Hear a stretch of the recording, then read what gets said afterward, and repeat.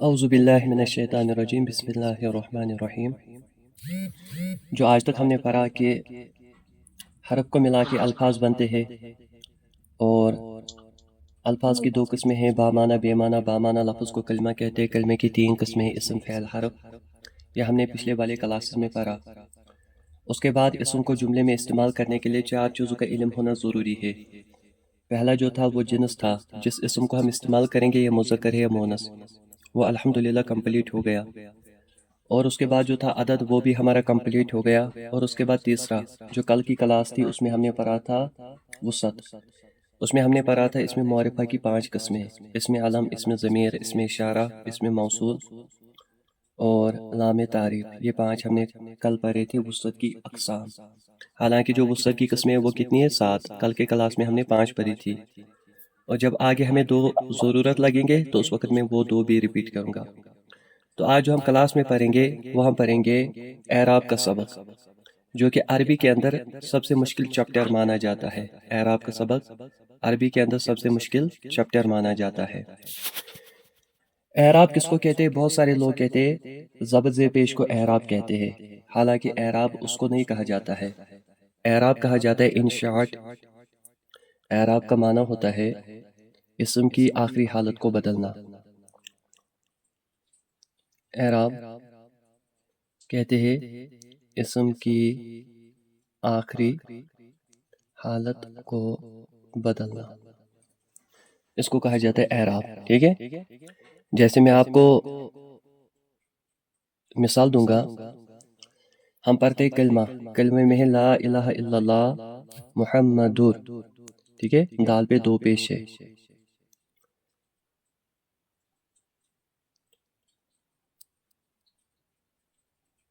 محمدور، دال پہ کیا ہے؟ 2 پیش ہے۔ ویسے ہم پڑھتے درود شریف اللہم صلی علی محمدن، یہاں کے دال کے نیچے 2 زیر ہے۔ ویسے ہم اگر پڑھیں گے تشہد، تشہد میں ہم پڑھتے آخر میں اشہد ان محمدن۔ آپ اگر غور کریں گے، کسی جگہ محمدن آیا ہے، کسی جگہ محمدن آیا ہے، اور کسی جگہ محمدن آیا ہے، حالانکہ محمد کا لفظ ایک ہی ہے، لیکن کبھی 2 پیش آیا، کبھی 2 زیر آئی، اور کبھی 2 زبر آیا۔ یہ جو اسم کی آخری حالت تبدیل ہوتی ہے، اس کو اصل میں کہا جاتا ہے اعراب۔ اور جو اعراب کا سبق ہے نا، وہ عربی کے اندر سب سے مشکل ہے۔ جس کو اعراب کا سبق سمجھ آیا، آپ سمجھے 70% یا 80% عربک سمجھ آئی۔ لیکن آپ لوگوں کو بہت آسان ہوگا۔ آسان کیوں ہوگا؟ کیونکہ اس سے پہلے جو آپ لوگوں نے کلاسز دیے، میں نے اپنے طریقے سے پورے آسان کرنے کی کوشش کی۔ اب یہ جو اعراب کا سبق ہے، اس کو آپ کو یہ سمجھنا مشکل نہیں ہوگا، بلکہ بہت ہی آسان ہوگا اگر آپ 2-3 منٹ متوجہ ہو جائیں گے۔ پہلی بات تو یاد رکھے، جو اعراب ہوتی ہے اس کی 3 حالتیں ہوتی ہے۔ اعراب کی 3 حالتیں ہوتی ہے۔ جو پہلی حالت ہوتی ہے اسے کہا جاتا ہے حالت رفع۔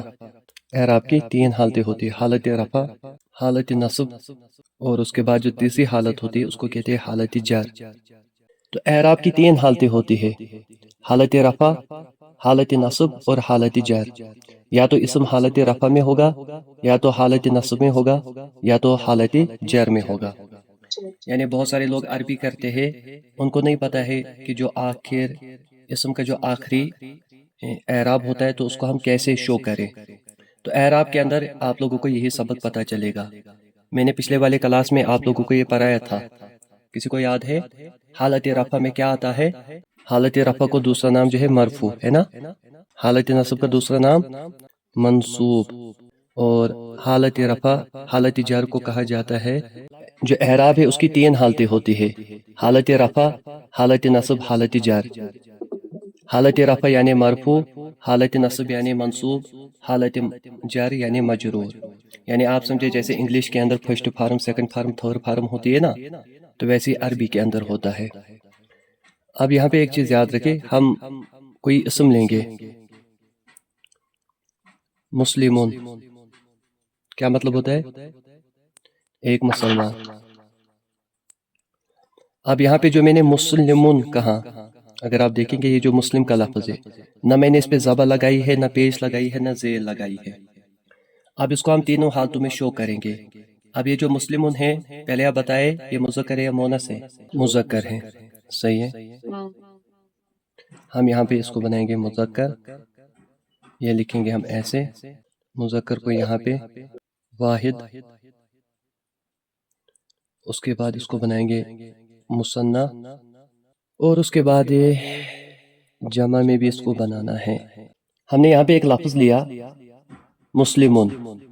अब ये जो मुस्लिमुन है, न इस पे ज़बर है, न इस पे ज़ेर है, न इस पे कोई एराब लगी है, ठीक है। अब ये जो मुस्लिमुन है, इसको हम वाहिद में भी बनाएंगे, मुसन्ना में भी बनाएंगे, और जमा में भी बनाएंगे।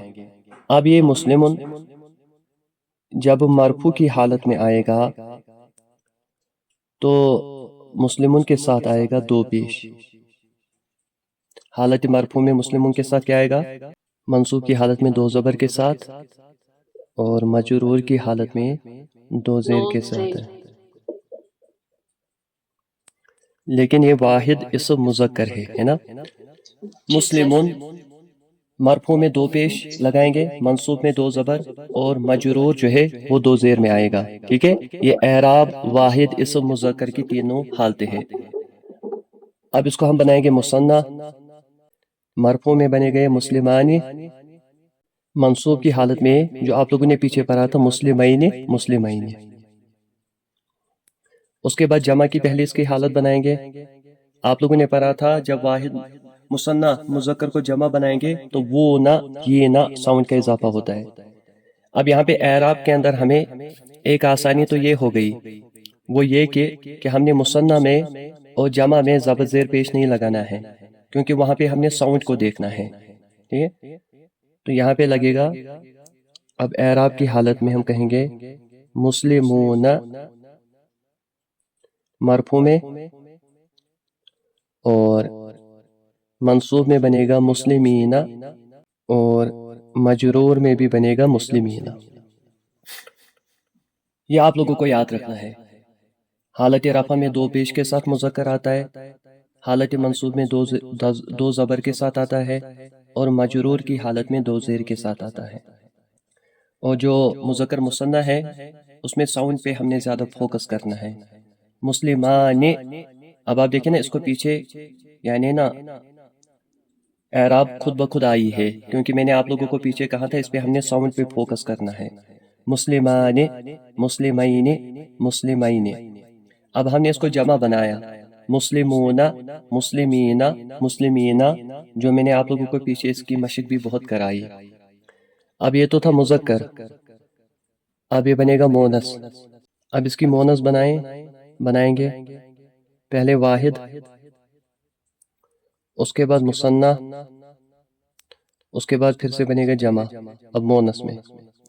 अब ये जो मुस्लिमुन है इसकी मोनस क्या बनेगी? मुस्लिमतुन,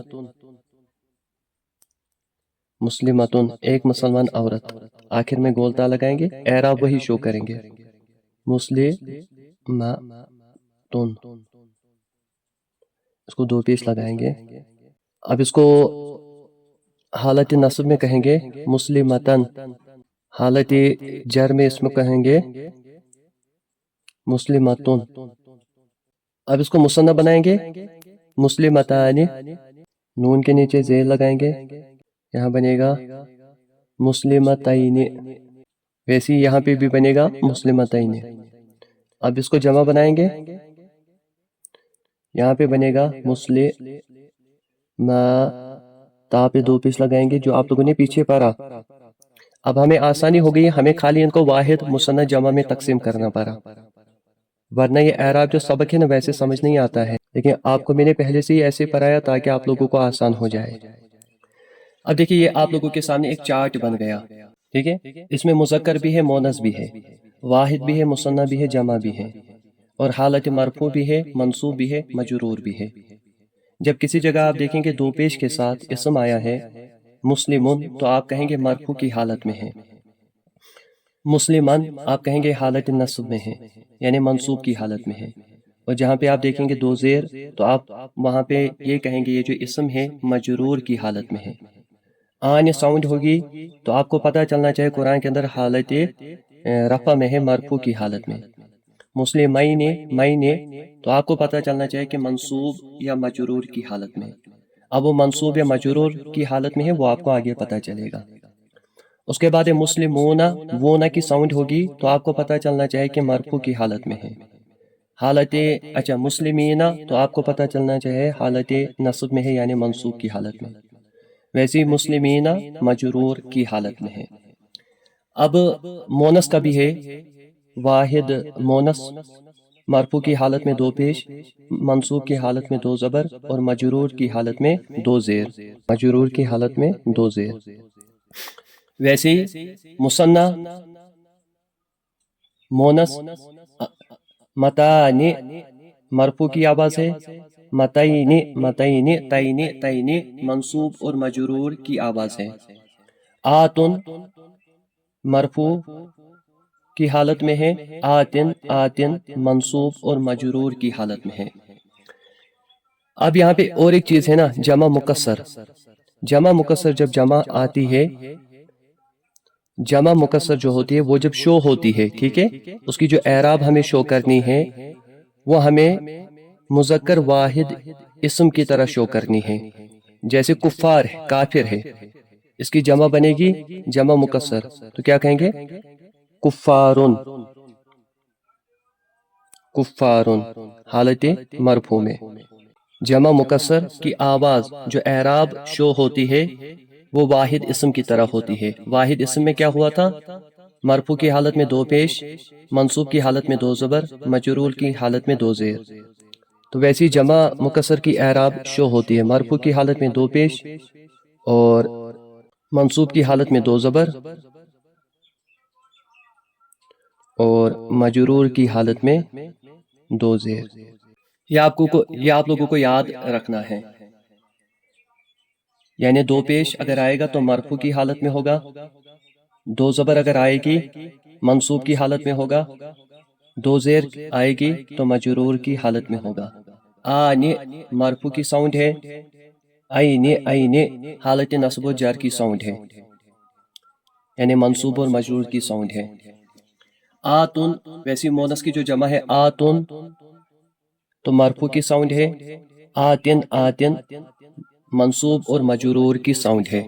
یہ میں نے آپ لوگوں کے سامنے ایک پکچر بنائی. اب آپ لوگوں کو پتہ چلے گا اگر میں کہوں گا. میں یہاں پہ لکھتا ہوں ایک حرف کلمے کے اندر لا الہ الا اللہ محمدن. اب دیکھیں کلمے کے اندر ہے لا الہ الا اللہ محمدن، محمد پہ دو پیش آئی ہے. اب اگر میں آپ لوگوں سے سوال کروں گا یہ جو محمد اسم میں کس حالت میں آئی ہے، کس حالت میں آیا ہے؟ آپ کہیں گے مرفوع کی حالت میں، کیونکہ مرفوع کی حالت میں دو پیش اعراب آتی ہے نا، آخر میں دو پیش آتا ہے. تو محمدن جو کلمے کے اندر آیا ہے وہاں پہ محمد مرفوع کی حالت میں آیا ہے. اور اللہم صلی علی محمدن درود شریف کے اندر جو محمد ہے وہ مجرور کی حالت میں آیا ہے. اور لا الہ الا اللہ محمد اشہد ان لا الہ الا اللہ واشہد ان محمدن، وہاں پہ محمد دو زبر کے ساتھ آیا ہے، وہ منصوب کی حالت میں آیا ہے. وہ ان تین حالتوں میں ہوگا، یا تو وہ مرفوع ہوگا، یا تو منصوب ہوگا، یا تو مجرور ہوگا. جیسے انگلش کے اندر ہوتی ہے first form, second form, third form, تو ویسے آپ یہاں پہ بھی یاد رکھیں. تو کسی اسم پہ دو پیش آئے گا تو وہ مرفوع کی حالت میں آتا ہے، دو زبر آئے گی منصوب کی حالت میں اور دو زیر آئے گی تو وہ مجرور کی حالت میں. آن ساؤنڈ مرفوع ہے، این ساؤنڈ منصوب اور مجرور ہے. مذکر جمع وہ نہ مرفوع کی آواز ہے، یہ نہ منصوب اور مجرور کی ساؤنڈ ہے. مون جمع آتن جو ہے وہ مرفوع کی ساؤنڈ ہے. آتن حالت نصب یہ منصوب اور مجرور کی. اور جو جمع مکسر ہوتا ہے وہ واحد اسم کی طرح شو ہوتا ہے. ابھی کے لیے ہم تھوڑے موٹے جملے بنانے کی کوشش کریں گے.